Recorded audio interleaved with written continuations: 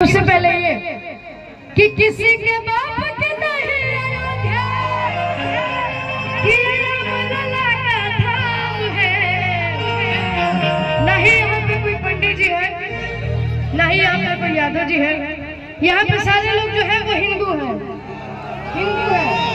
क्या कि किसी के बाप के नहीं अयोध्या कि रामलला का धाम है।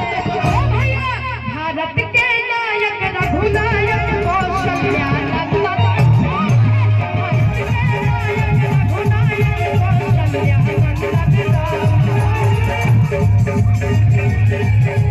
किसी के बाप के नहीं किसी के बाप के नहीं कि किसी के बाप के नहीं अयोध्या